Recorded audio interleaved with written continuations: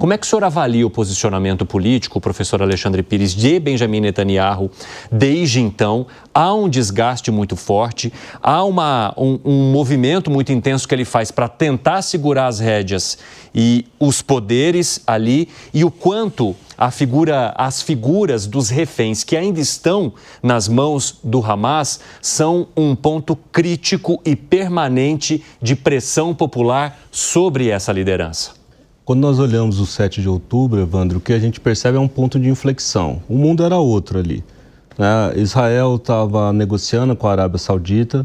Havia uma perspectiva do Netanyahu, logo mais à frente, ter uma dura disputa nas eleições gerais. Ele poderia perder ali o governo, tanto é que a semana passada ele consegue se manter com a maioria de um voto. Ele vinha já com a popularidade em baixa, né? Mas a emergência daquela situação recoloca ele no jogo. E há uma coincidência, uma grande oportunidade, que naquele momento ele tem o Biden, que não é um grande apoiador do Estado de Israel, e também não era um simpatizante ali do Netanyahu. Então ele está numa situação bastante desconfortável. Com o 7 de outubro, depois da eleição do Donald Trump, há uma inversão completa. Mas nós temos que lembrar o seguinte, existe uma questão da própria dinâmica política dentro de Israel. O ataque do Hamas é um ataque no território de Israel, com grande precisão, grande velocidade.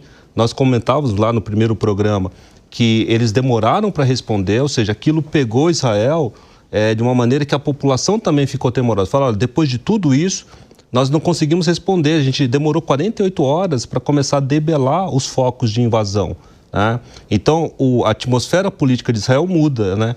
Eu acho que tem algo muito sentimental nessa história, que é o fato do sequestro acontecer, da invasão com o sequestro das pessoas, com a violência contra essas pessoas. Tudo isso parece... A impotência que vem disso... Tornar a situação muito mais grave do que se houvesse apenas ataques conduzidos à distância, de território para território. Sim. Nós comentávamos, inclusive, naquele programa, né, uma posição que eu coloquei era que a solução de dois estados, né, até o que o comandante tinha colocado, ela morre ali, né, porque a capacidade de um grupo com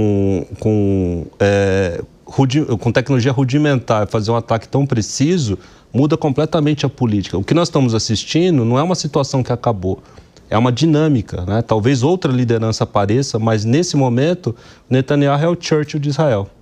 É o único que pode responder e que estava há 40 anos falando que o Irã era uma ameaça, que o Hamas era uma ameaça, que a política de desengajamento de 2005, que foi a saída de Israel da faixa de Gaza, não ia dar certo. Eu comentava, inclusive, que a Cisjordânia seria o caso de sucesso, ou seja, mantivemos uma ocupação, é isso que eles estão fazendo agora.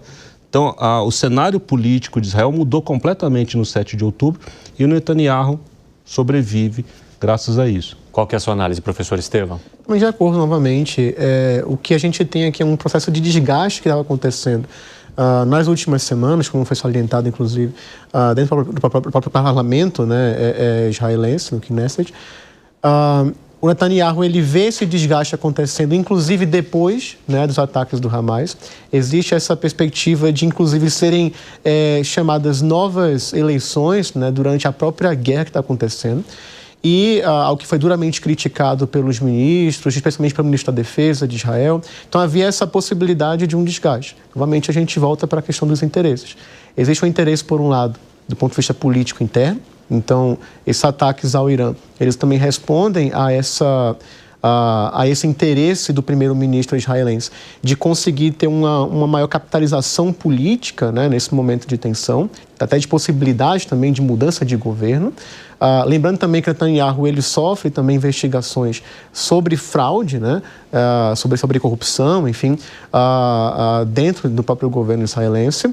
E também é um governo que vinha tendo um certo desgaste, vinha observando um certo desgaste do ponto de vista internacional. Vários países, né, que historicamente se colocavam, pelo menos de maneira mais neutra, né, com relação a Israel, vinham criticando duramente a posição israelense. O próprio Netanyahu também tinha sido já colocado, né, como prisioneiro, tinha sido denunciado pelo TPI como um criminoso de guerra.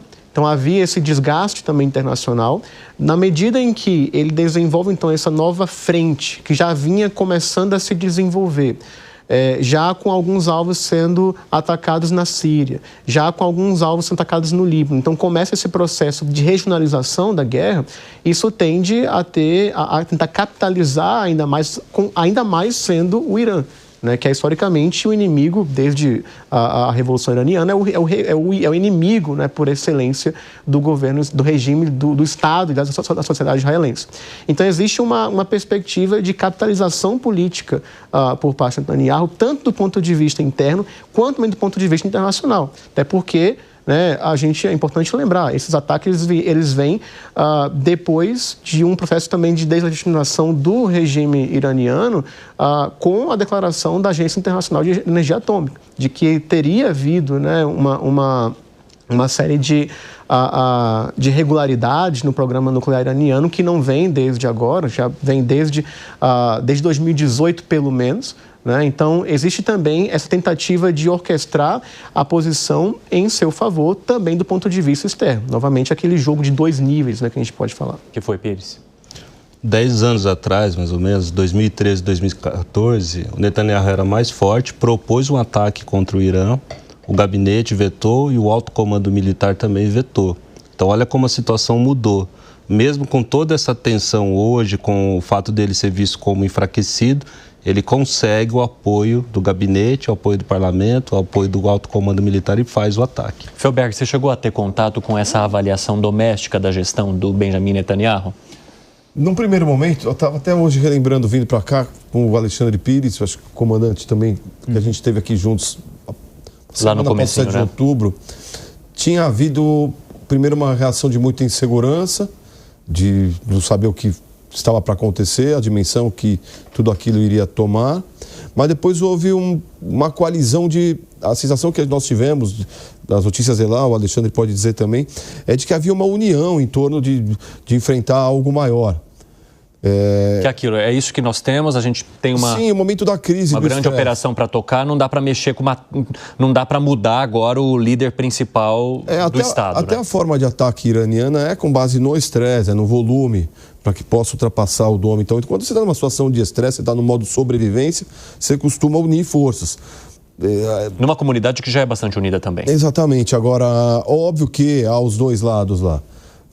Como há vários matizes políticos, todas que você pode imaginar. Israel é uma política muito plural, mas a sensação que eu tive e a notícia que eu tive de lá é que estava havendo essa união no modo de sobrevivência, para poder superar o momento de estresse. O Alexandre pode complementar. Como é que você avalia, Ostroviec? Como qualquer democracia, tem muita discussão. Exato. Porém, se tem um tema em Israel que é unanimidade é o tema do Irã. O Yair Lapid saiu para falar disso, o Naftali Bennett saiu para falar disso. Os grandes líderes da oposição, todos eles saíram a público e falaram assim, olha, em termos de Irã, nós somos todos unidos, nós temos a mesma cabeça. Nós não podemos, em hipótese alguma, deixar o Irã ter bomba atômica. Não podemos. Então, Israel está inteiro unido em torno desse objetivo. E nesses últimos meses, a gente viu realmente o tabuleiro, como o professor Alexandre falou, mudar bastante. Há 12 anos atrás, você tinha basicamente uma ambiguidade maior, não tinha tanta informação sobre o programa nuclear, ele não estava tão avançado, então não tinha essa urgência tão grande. E mais, o Irã, ele estava protegido por uma camada de aliados e proxies que estavam com a arma apontada em Israel. O Hezbollah no Líbano, com mais de 20 mil foguetes, a Síria, um regime muito sólido na mão deles, milícias no Iraque, os Houthis, etc., Hamas e Hezbollah, ou seja, muita gente com a arma apontada para Israel, fazendo com que, se Israel fizesse um ataque naquele momento, o preço seria muito maior. Porém, Israel foi atacado no dia 7 de outubro, como a gente viu, a partir da faixa de Gaza, faixa essa que Israel tinha desocupado completamente. Então, vamos só lembrar que em 2005, Israel sai da faixa de Gaza, não ocupa mais 1 milímetro da faixa de Gaza e fala o seguinte, olha, palestinos de Gaza, cara, tá aqui o território de vocês não querem se governar? Faz aqui uma Singapura, constrói um Dubai do Oriente Médio, vamos agora fazer a paz. O que os palestinos fazem? Eles elegem o Hamas depois toma o poder absoluto, não tem mais eleição nenhuma, instaura uma ditadura e começa a transformar a Gaza numa gigantesca base militar e começa a mandar foguetes em Israel. Então, Israel tem, desde 2005, tomado na cabeça foguete dia sim, dia não. Ao mesmo tempo, Ostrowiec, Israel também é criticado por continuar uma invasão ou ocupação de espaços que não pertenceriam àquele Estado, na Jordânia ou em parte da faixa de Gaza. Como é que você avalia essas críticas? Não, na Jordânia não tem nenhuma ocupação, tá? Não existe ocupação da Jordânia. Na Cisjordânia, perdão. Na Cisjordânia. Então, a Cisjordânia é uma situação jurídica complexa, porque é o seguinte: se você falar que Israel está ocupando a Cisjordânia, tudo bem. Então, a Cisjordânia pertence a qual país? Ela pertence à Jordânia, pertence ao Líbano, não pertence a nenhum país. Aquele território era o mandato britânico da Palestina, né? Esse era o território todo, e ele compunha todo o território de Israel hoje mais a Jordânia.